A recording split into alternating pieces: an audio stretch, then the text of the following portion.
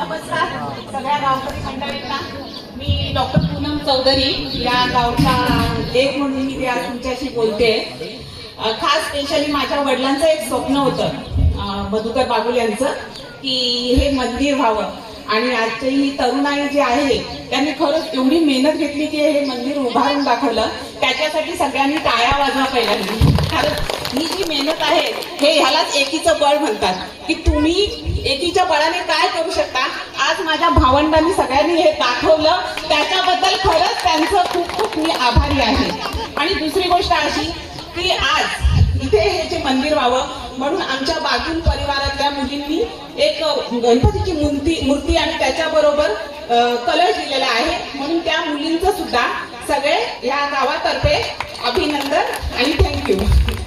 दुसरी गोष्ट अशी की मी काही सराही बोलणारी नाहीये, पण मला असं वाटतं की काहीतरी आपल्या गावाच्या समोर आपलं मन व्यक्त करावं. कारण या मातीमध्ये मी खेळली, बागडली, राहिली.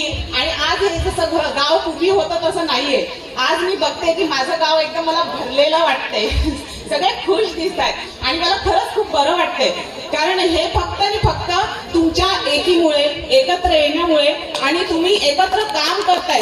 आणि खरंच या मुलांचं मी फार फार कौतुक करते की त्यांनी आज करून दाखवलंय. मी तर असं म्हणेन की एकीचा आपण दुसरा पण उपयोग करू शकतो.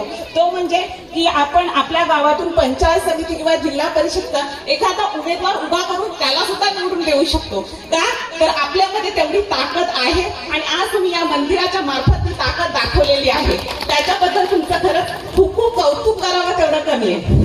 दुसरी गोष्ट मी माझ्या भावांना एकच सांगेल की तुम्ही सगळं करा पण व्यसनाधीन कधी होऊ नका.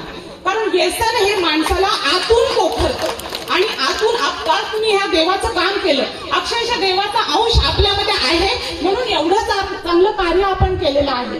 तर त्याच्यासाठी आपण व्यसनाधीन व्हायचं नाही. जेवढं होईल तेवढं त्या गोष्टींपासून आपण लांब राहायचं. तुम्हाला माहितीये का एक एक अवयव आपला किती महत्वाचा असतो. म्हणजे तुमचा डोळा किंवा लिव्हर किंवा किडनी. जर आपला काही प्रॉब्लेम झाला तुम्ही मागा की मला दे रे बाबा तुझी किडनी. तुम्ही तो म्हणाले बाबा सगळी प्रॉपर्टी घे पण मी माझी किडनी नाही देऊ शकत. म्हणजे काय की आपले अवयव किती महत्वाचे आणि आपण किती इझिली दारू, गुटखा, तंबाखू याच्या मार्फत आपले अवयव खराब करतो. म्हणून सांगते की व्यसनाधीन व्हायचं नाही. हे अवयव, हे शरीर जे आहे ना हे देवाने एकदा दिलेलं असतं, पुन्हा नाही. म्हणून सांगते कधी व्यसनाधीन होऊ नका. आणि खरंच तुम्हाला असे कधी कधी मोड येतात, लोक तुम्हाला हे करतात, उकसवतात, तेव्हा तुम्ही स्वतःला सांभाळा.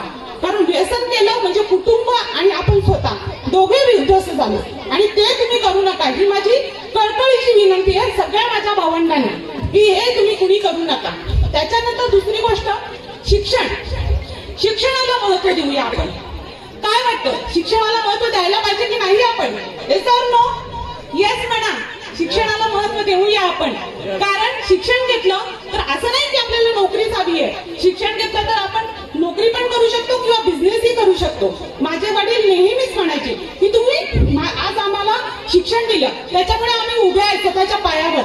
आज आमचे स्वतःचे निर्णय घेऊ शकतो. कशामुळे? शिक्षणामुळे. आज आमचा उदरनिर्वाह करू शकतो. कशामुळे? शिक्षणामुळे. म्हणजे शिक्षण किती महत्वाचं आहे. प्रत्येकाने एक ठरवा की आपल्या मुलीला सक्षम बनवायचं, शिक्षण द्यायचं.